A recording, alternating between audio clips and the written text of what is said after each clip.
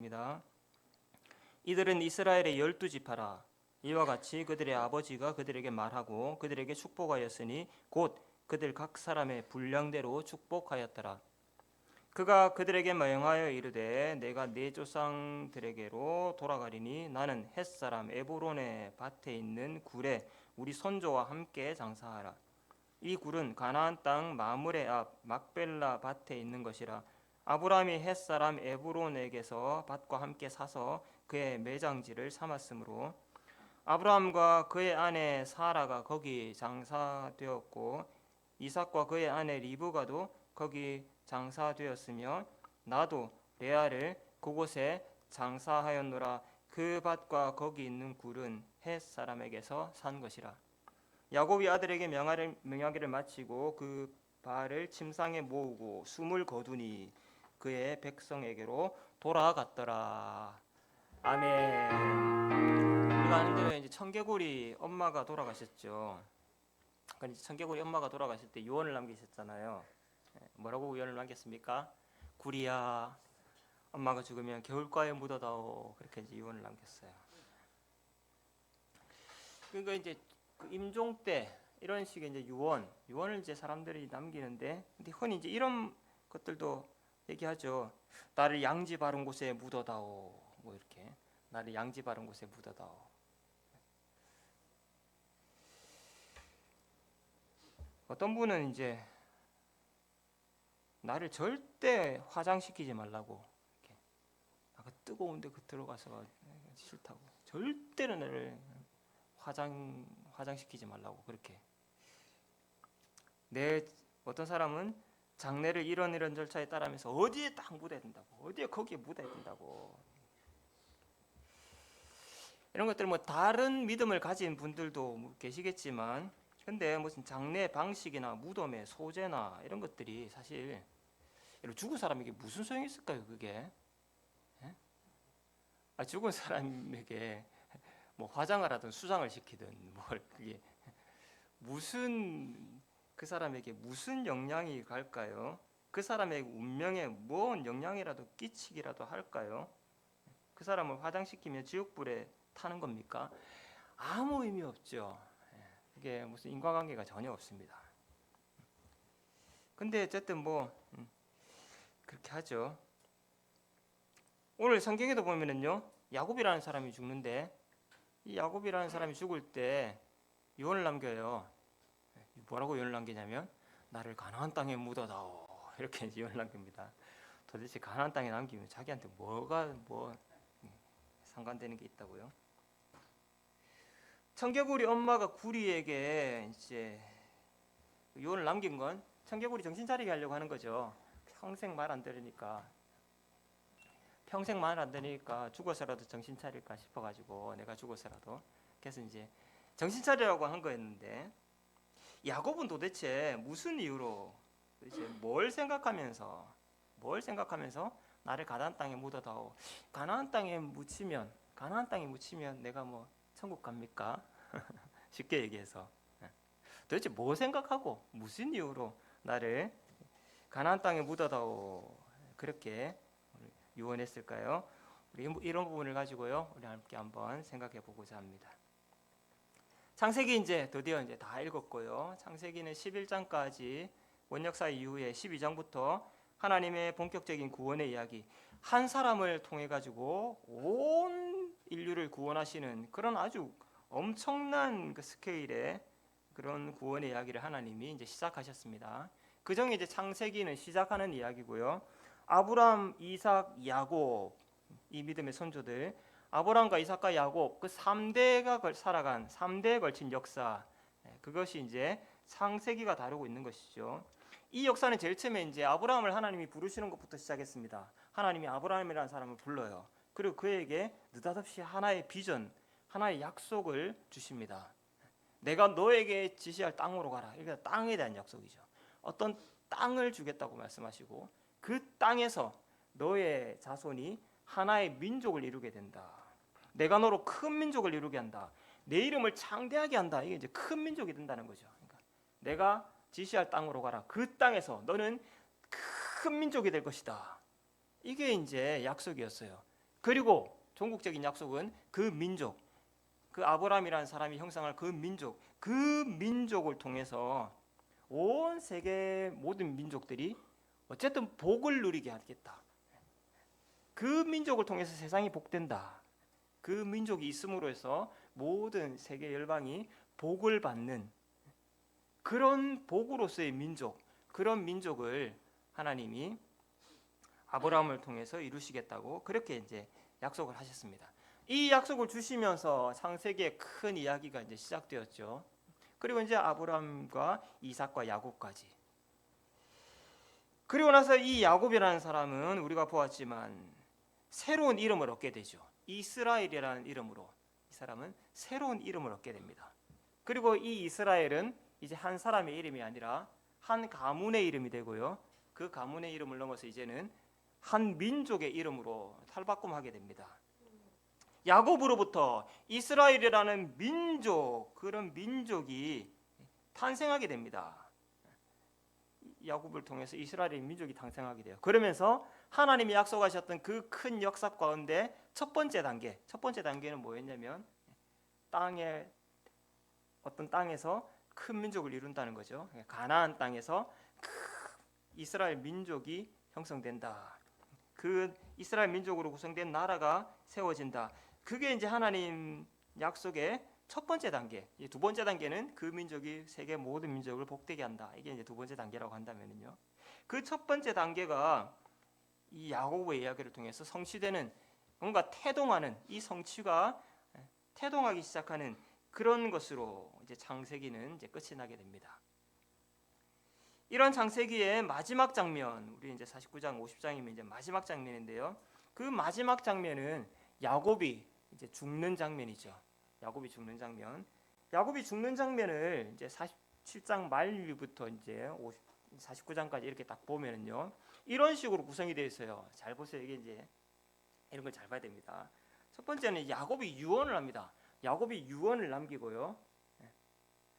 그 다음에 야곱이 아들들을 축복합니다. 길게 축복하는 장면이 나와요. 길게 축복하는 장면.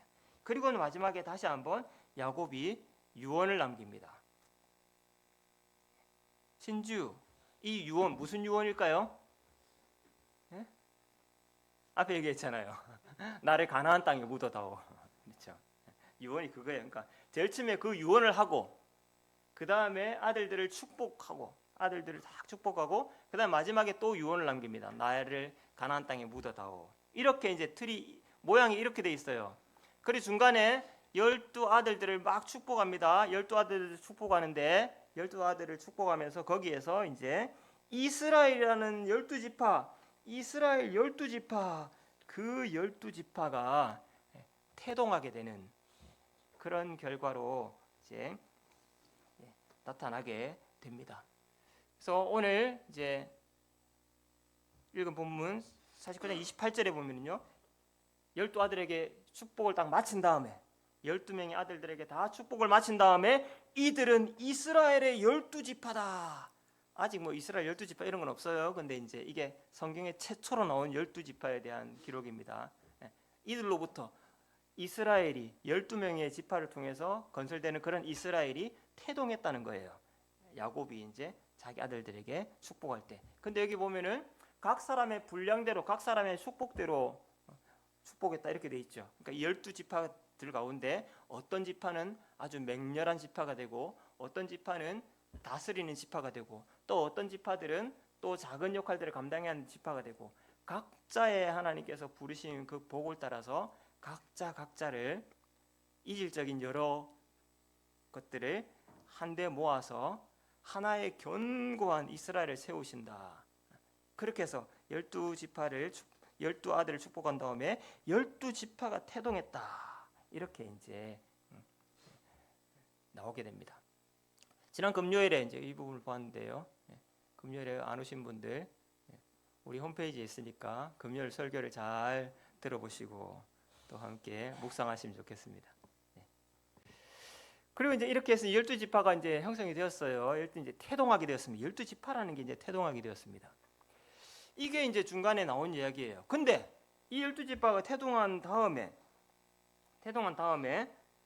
그 앞에도 뭐가 있었고 그 뒤에도 뭐가 있습니까? 뭐가 있어요? 유언이 있죠. 유언의 내용은 뭐였어요? 나를 가나안 땅에 묻어다오. 나를 가나안 땅에 묻어다오라고 하는 유언을 제일 처음에 시작했고 그 다음에 축복이 있고요. 다마시고 나서는 또 유언을 합니다. 나를 가나안 땅에 묻어다오. 성경에서 이런 반복은 늘 뭔가를 강조하는 것입니다. 특별히 강조할 뿐만 아니라 이런 식으로 만들어진 거. 뭔가 하나 이게 지금 긴 단락이잖아요. 야곱을 아들들을 축복하고 그렇게 해서 이스라엘이 태동하고 이게 얼마나 중요한 이야기예요. 근데 이 중요한 이야기를 앞에 유언이 있고 또 똑같은 유언이 있다는 뭔가 딱 감싸고 있죠. 이런 식의 모양 자체, 이 형태 자체, 이 틀 자체 이런 식으로 반복한다. 이거는 틀림없이 뭔가를 엄청나게 강조하고 있는 겁니다. 뭘 강조한다고요? 나를 가나안 땅에 묻어다오. 도대체 왜? 도대체 가나안 땅에 묻으면 자기한테 무슨 뭐가 떨어지는 도대체 그게 자기 운명에 무슨 관련이 있다고요? 이걸 이렇게 중요하게 생각한단 말입니까?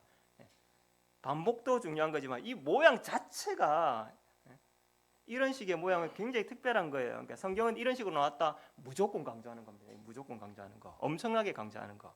도대체 왜 강조해요? 무슨 가나안 땅에 묻히는 게 뭐가 그렇게 중요한 사안이라서? 도대체 야곱은 이 유언을 통해서 도대체 뭘 말하려고 하는 건지, 뭘 말하고 있는 건지, 그리고 그것이 우리에게 도대체 무슨 의미가 있을까요? 나를 가나안 땅에 묻어 주시오. 나한테 무슨 의미가 있어요, 이 구절이? 우리 이런 거 한번 생각해 보고요, 또 적용해 보고 늘 묵상하면서 함께 살아가면 좋겠습니다. 야곱은 가나안 땅에 우리 조상들이 있다. 나는 우리 조상들이 있는 그 가나안 땅으로 돌아가야 되겠다라고 말하고 있습니다. 나는 우리 조상이 있는 가나안 땅으로 돌아가야 되겠다. 나는 내 조상들에게 돌아간다. 우리 선조가 있는 그 장지로 나는 돌아가야 되겠다. 그렇게 얘기합니다. 그러면서 거기 그 가나안 땅에 그 가나안 땅은 아브라함이 우리 선조 아브라함이 자기가 그 밭을 사서 자기의 매장지로 삼은 그런 곳이다. 근데 그곳에 아브라함도 있고 그의 아내 사라도 있고 우리 할아버지 이삭과 우리 아버지 이삭과 그 아내 리브가도 있다. 나는 내 아내 레아를 먼저 거기에 장사시켰다. 무슨 말이에요? 먼저 거기 가 있다는 거죠. 먼저 가 있으니까 나도 거기 가야 된다는 거예요. 아브라함과 사라가 있고 이삭과 리브가가 있고 레아와 함께 나도 그곳에 내 아내와 함께 그곳에 그들과 함께 나는 있어야 되겠다. 나는 그리로 가야 되겠다. 그렇게 지금 말하고 있죠. 그래서 나를 가나안 땅에 묻어다오 그렇게 얘기합니다. 가나안 땅에 나를 묻어다오. 야곱은 이 유언을 하면서요, 사실은 자기의 한 생애를, 자기의 지난 삶을 간증하고 있는 것입니다. 간증하고 있다.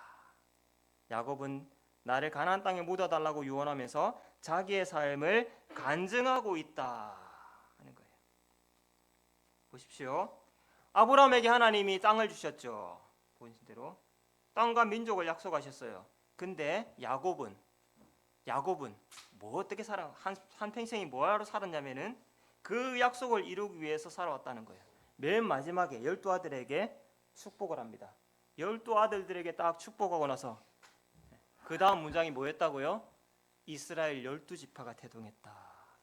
결국 야곱은 이 일을 한 거예요. 하나님이 우리 선조 아브라함에게 땅과 민족에 대한 약속을 주셨고 나는 그 약속을 이루어 왔다. 나를 통해서 드디어 이스라엘이 태동했고 출범했다. 그래서 나는 처음에 가나안 땅에 약속을 주시고 아브라함을 부르신 그 하나님께 가서 하나님의 약속이 이루어졌음을 나는 보여드려야 되겠다. 그리고 거기에서 큰 민족이 되어 돌아올 이스라엘을 기다리겠다. 이렇게 고백하고 있는 것입니다. 이 표를 보시듯이 아브라함의 삶이라는 거는요, 중간에 이 야곱의 가장 큰 업적은 이스라엘 12지파를 태동시킨 거죠. 근데 그거는 아브라함에게 주신 약속이 드디어 성취된 거잖아요.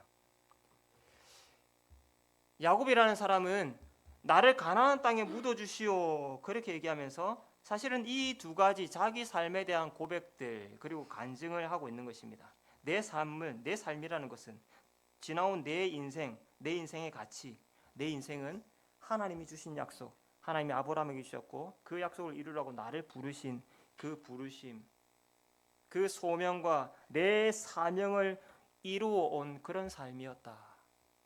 내 삶은 자기 삶에 대한 규정이에요. 평가예요. 내 삶은 하나님의 부르심과 사명을 이루어 온 삶이었다. 난 이스라엘을 태동시켰어. 그러니 자기 삶이 가치 있다는 거죠. 자기 삶에 대한 가치, 그것을 간증하고 있는 거예요.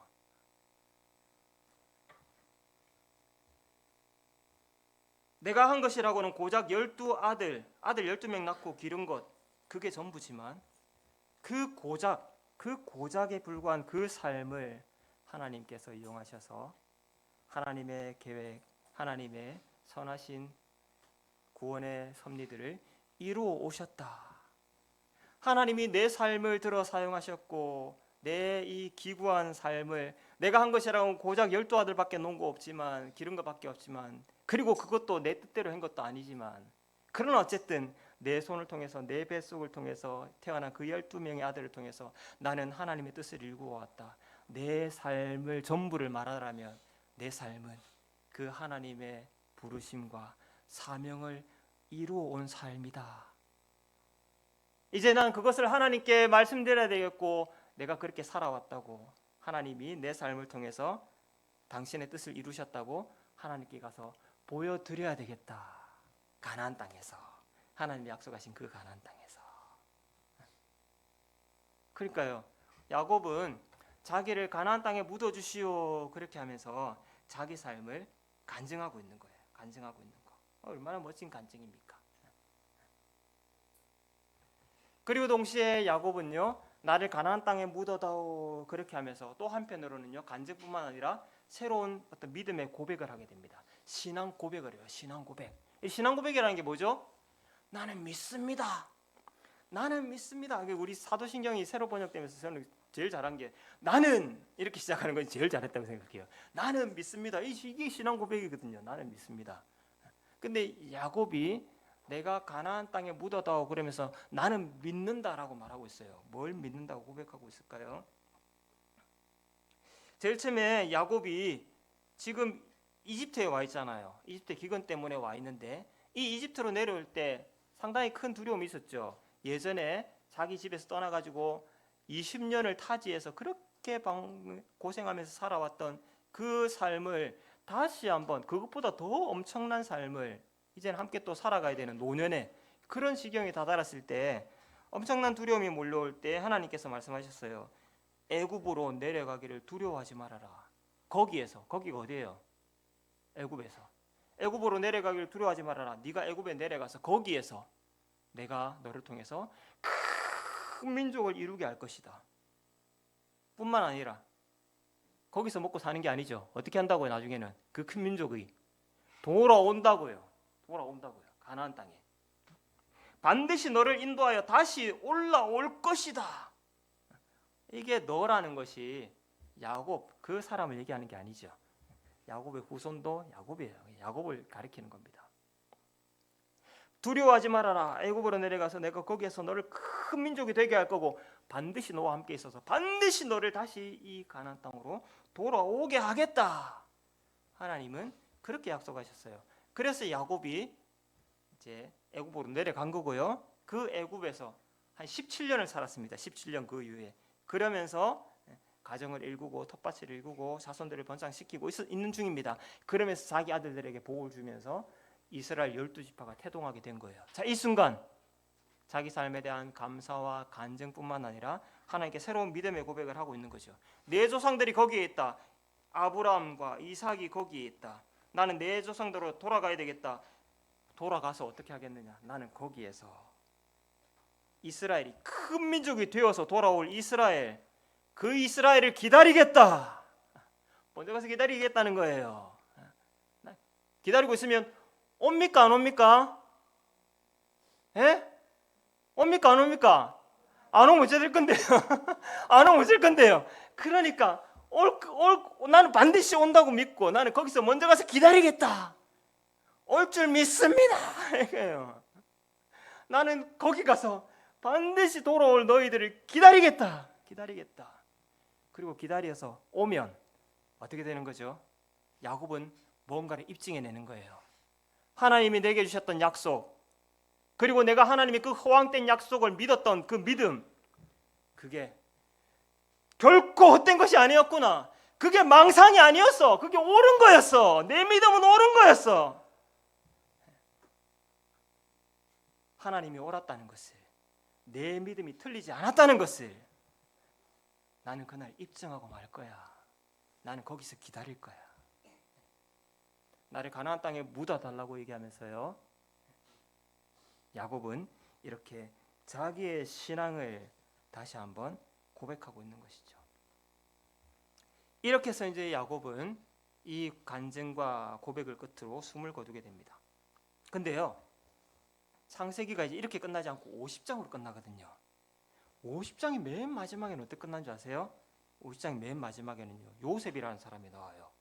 야곱의 아들 요셉. 그 요셉 때문에 지금 이스라엘이 애굽으로 오게 되었고 애굽에서 큰 민족을 이루게 되잖아요. 그 요셉이 죽을 때 어떻게 죽냐면요, 자기 아버지 야곱하고 똑같은 모습으로 죽어요. 이렇게 얘기합니다. 요셉이 형들에게 얘기해요. 하나님께서 당신들을 돌보시고 당신들이 이 땅에서 인도하여 내실 것입니다. 그래서 아브라함과 이삭과 야곱에게 맹세하신 땅에 반드시 이르게 하실 거예요. 반드시 이르게 하실 겁니다. 그러니 하나님이 당신들을 돌보셔서 이끌어 나가실 때에 내 유고를 가져가십시오. 내 유고를 같이 가져가십시오. 어디로요? 가나안 땅으로. 내 유고도 같이 가져가십시오. 그렇게 약속하십시오. 아니, 유고를 가져가든지 말든지, 여기 있든지 나중에 유고를 옮겨서 이장을 하든지 말든지, 그게 자기 운명에 무슨 관계가 있어요? 그런 차원이 아닌 거죠. 나는 믿습니다. 야곱과 똑같은 거죠. 내 삶을 이렇게 기구한, 요셉처럼 기구한 삶이 어디 있어요? 근데 그 기구한 삶이 다 하나님의 약속을 이루고 부르시고 사명을 감당한 삶이었어. 마찬가지로 고백하고 있는 것이고요. 나는 믿어. 반드시 돌아갈 거란 걸. 그러니 내 유고를 가져가겠다고 약속해. 나는 믿습니다죠. 그리고요, 이게 성취돼요. 출애굽 장면에서 보면, 출애굽에 가면은 사람들이 막 가는데 야곱의 유고를 요셉의 유고를 챙겨갑니다. 챙겨가고요, 가나안 땅을 정복했을 때 세겜 땅에 그 요셉의 유고를 딱 안치시킵니다. 성취가 되죠. 야곱의 아들 요셉도 이처럼 야곱의 길을 따라갔다. 그의 삶을 간증했고 그의 믿음을 고백했다는 거잖아요. 근데 여러분, 이 일이 여기서만 끝날까요? 사실은요, 교회는 야곱과 요셉과 똑같이 간증하고 고백하는 공동체입니다.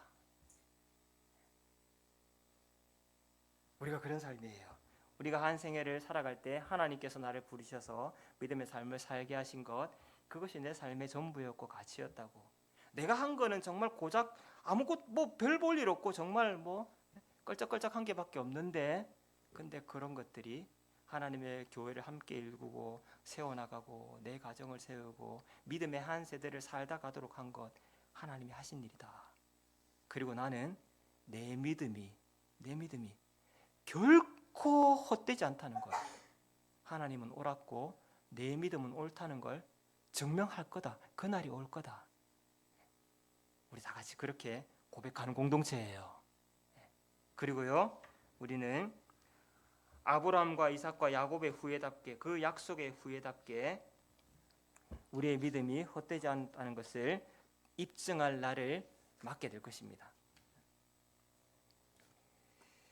이스라엘이 이제 막 태동을 했잖아요. 이 태동은 사실 이제 뭐 우리 그 아이를 임신하고 이런 거 생각하면은 겨우 이제 착상한 거. 그래가지고 이제 막 이제 태동한 거. 이거에 지나지 않습니다. 그죠? 사실 12아들 이제 12지파에게 해가지고 이들이 12지파의 태동이다 이렇게 말한 거. 그 이제 그 다음에 정말로 이스라엘이 출산을 하고 성장을 하고 그래서 그 민족이 정말로 세계 모든 민족 앞에 복된 민족으로 서는 그 완성까지는 많은 기간들이 남아 있죠.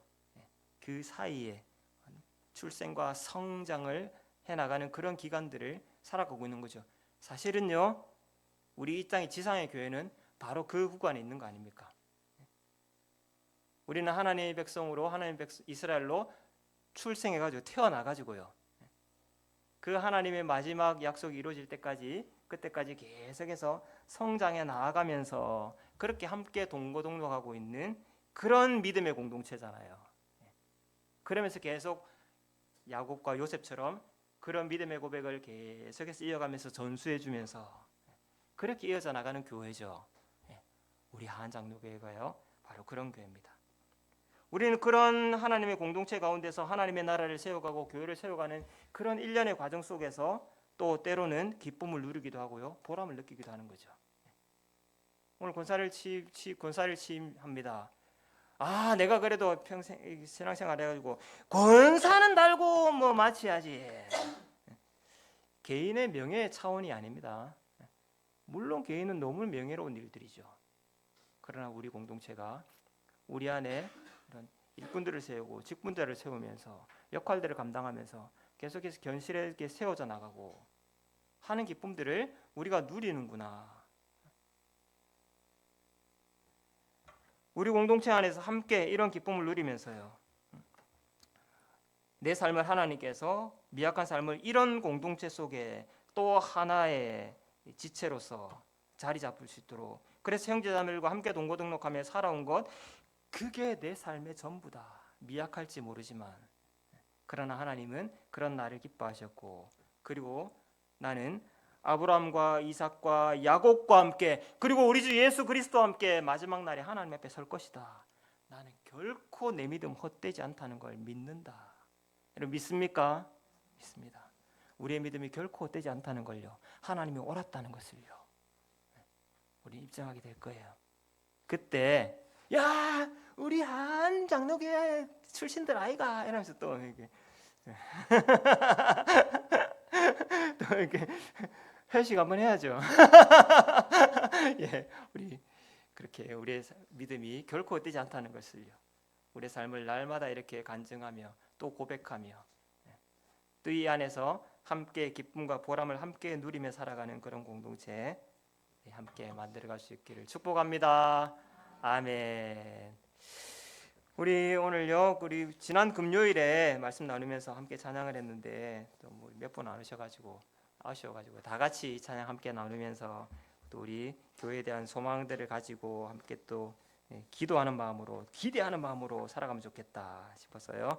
오늘 함께 한번 찬양하고 축도하고 예배를 마치겠습니다. 이런 교회가 되게 하소서. 아시기도 하실 거고요. 악보도 있으니까요. 찬양해 보겠습니다.